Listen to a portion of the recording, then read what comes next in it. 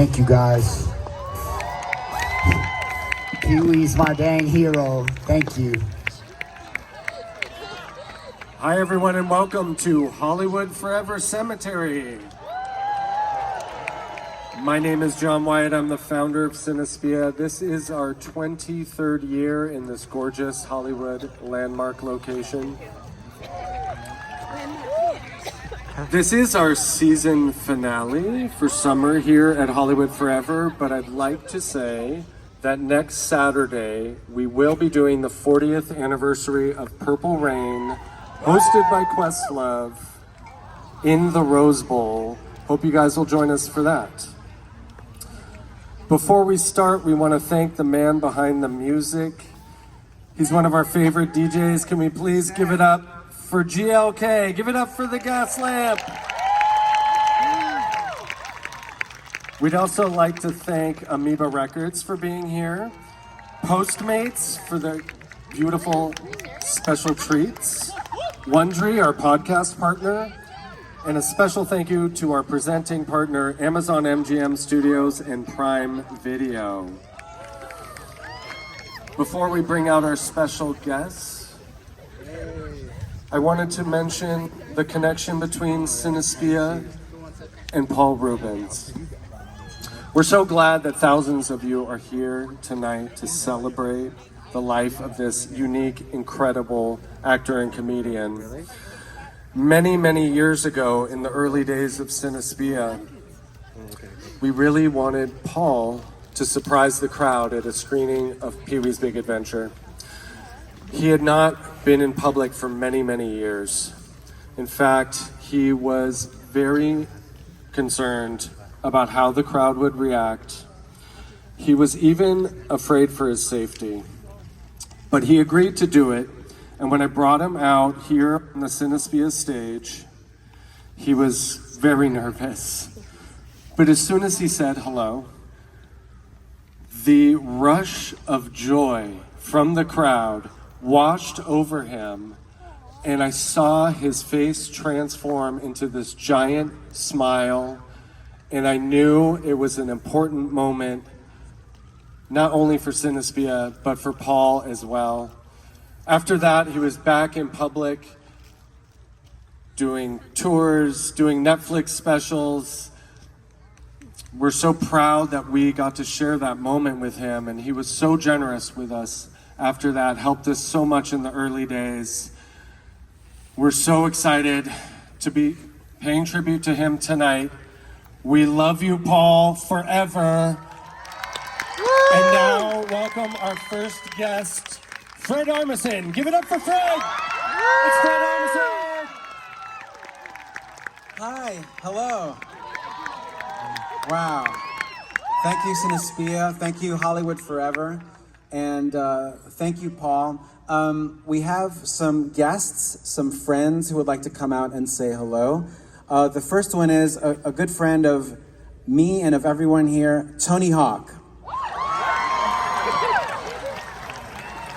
Wow. Hello, hello. What's up, everybody? I'm trying to keep this short. I just want to say I had the privilege of meeting Paul about 10 years ago at an event. He and I kept in touch, and he was the sweetest. I was honored to be one of the recipients of his birthday bomb texts, where you might have heard about it. It's your birthday, and you get texts nonstop all day, just memes from Paul Reubens. It's crazy. And then last year, my birthday text was much different. It was just him, selfie style, talking, and a really heartfelt birthday message. And even how much he likes me and how much he loves me. And it felt heavy. We didn't know his predicament at all. And I even showed my wife and it said, I think he might be hitting on you. Which would have been awesome too.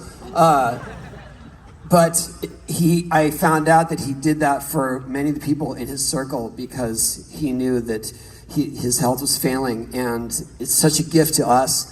And so, what he provided, what he's done with all of his art is such a gift to all of us, to remind us about to keep our childhood wonderment, our fascination, even if we've been jaded by our challenges through our adult lives, just to keep that fire going and to keep that energy and to make others happy. And that's what he did, and that's why we're here. So thank you, Paul. Thanks for everyone for coming.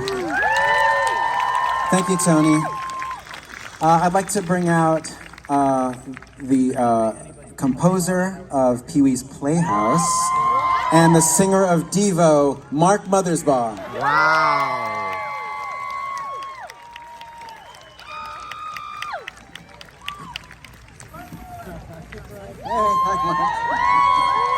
Okay. Well, Pee-wee and Paul and I first became friends in 1980. We were both in a film together called Pray TV, and he played kind of a bitchy queen aerobics instructor, and I was in Devo, and we were playing a song called Shrivel Up. And we just became friends, and we were part of this art scene that was going on in Hollywood at the time, and we stayed friends. And then he did this movie.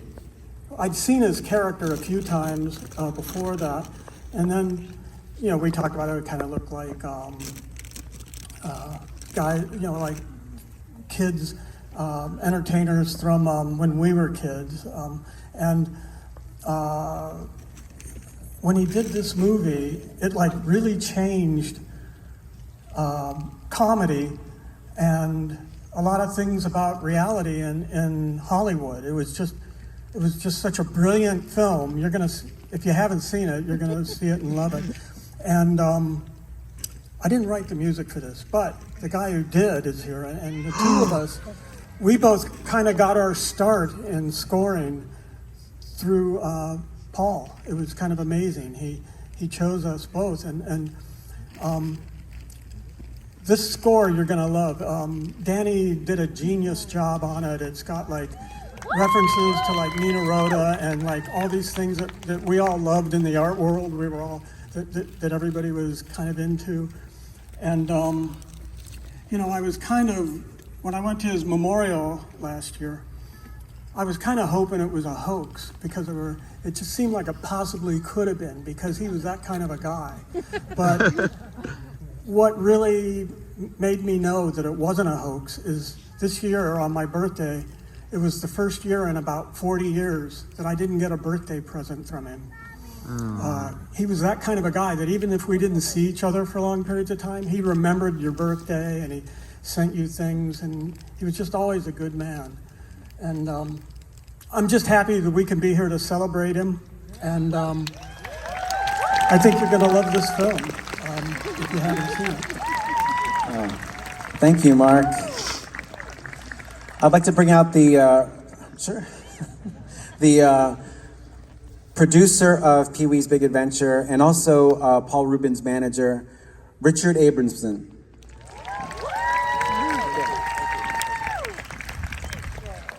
Wow. I don't think you guys realize how wonderful it is for the people back here to come back 39 years after this movie was released and see a giant crowd of people having a good time and celebrating the life of who I think is a real genius, and that's Paul, of course. I was rooting around YouTube last night, and the algorithms always bring up Pee-wee stuff for me, as you might imagine. And there was a short documentary about outtakes of the film that reminded me of the stuff that we left on the cutting room floor. But as I was watching it, the narrator said, "I don't think this movie could have been made today. There would have been too much interference, nobody would have understood it." Well, nobody understood it back then, but they let us make the movie anyway. And we were so lucky to have like Danny Elfman involved, and especially this is his first film, and so nobody heard me? I can't do it again. Just look at that one moment. Anyway, so the good thing about it was this, because it was a relatively low budget movie. It started out like around $3 million, which in today's money is even less than $10 million. And we ended up just going and going and going. And it ended up costing the gigantic sum of $5.5 million. So for that to still be around is just amazing to me, and I thank you all for that support, and I love you that you love Paul. I miss Paul terribly. He was, like I said in the beginning, a genius, but the great thing about it is this film and Pee-wee's Playhouse and the other things that he did will live forever. It will really live forever. Thank you for coming. I think this one works. Okay. And now the composer, Danny Elfman.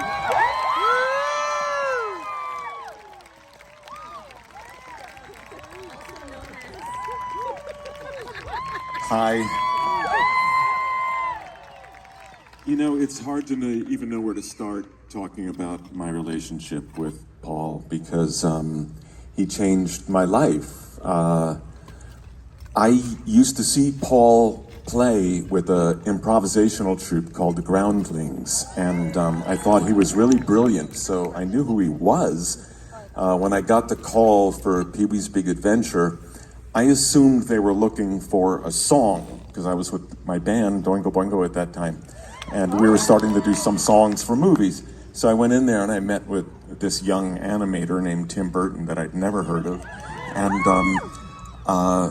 it was like, no, we kind of want you to do the score. And I was like, why me? I don't know how to do that. And he goes, I don't know, I think you can kind of do it. So obviously my life changed with that project, and I became friends with Paul, but I gave Tim the credit for discovering me, and it was not till years later, knowing Paul, that finally I learned that it was Paul that suggested me. And he had seen this movie Forbidden Zone that I'd done for my brother, and Paul wrote my name down and said, if I ever do a movie, I'm gonna call this guy. And 5, 6, 7 years later, amazingly, he hadn't lost the piece of paper. And he said, oh, Tim, this is the guy we should use. And Tim was like, oh, okay, I'd seen his band. And Paul and I became friends that, what can I say, it's almost 40 years. And we became friends and then drifted apart and then got together. When I went to the set of, in Florida, of Edward Scissorhands, Paul was out there with his family.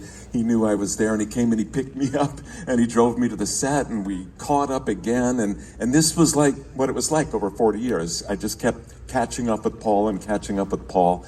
And then, thank God, when Nightmare Before Christmas we started doing as a live show, Paul decided to join us for at least 6 or 7 or 8 of the shows and perform on stage. And to be with Paul performing live was such a treat. And then it allowed us to become friends yet again, now later in life, and both of our mothers were very ill and we bonded over that. But quite simply, I have no idea what my life would have become had it not been for Paul. And I love that guy, and I thank him until the day I die. I will be thanking him for the gift that he brought me. So. Hey, Danny. Thank you, Danny. Thank you. She played Simone the waitress. Please welcome Diane Salinger. Oh my God. Oh, I'm so glad to see all of you here. This is my 3rd time, and it's the first time without Paul. And there's somebody, though, who would like to say hello.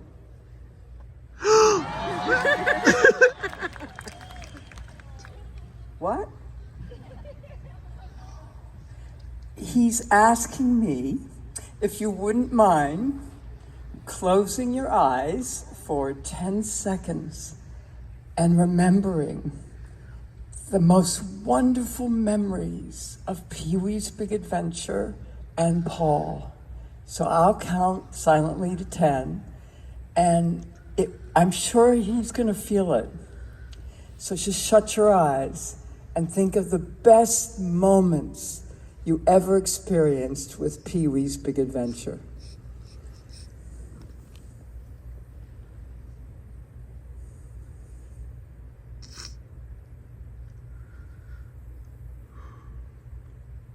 I'm sure he's gotten it.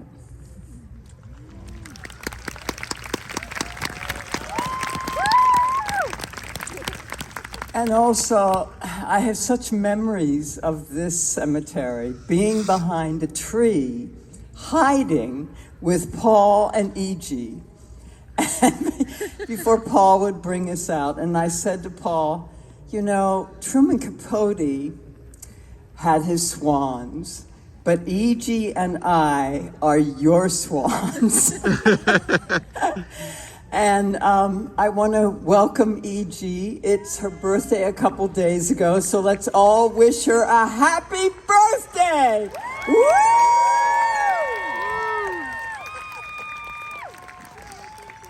Hi, everybody. Hi. Aww.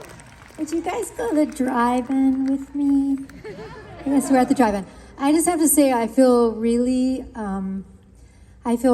blessed to have gotten to be the Dottie to his Pee-wee, and it was really a magical film to get to be part of, and also career-breaking. You know, did a lot of things for me, and I just feel like once you're in the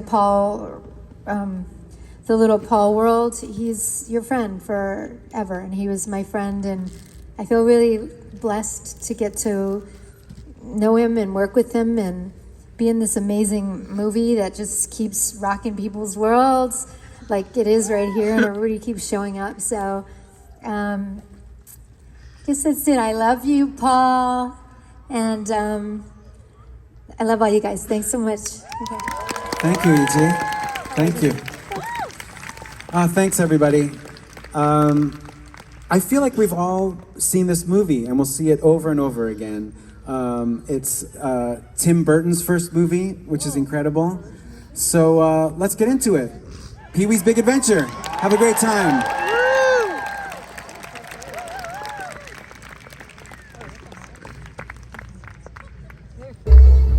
Come on, Dottie, let's go.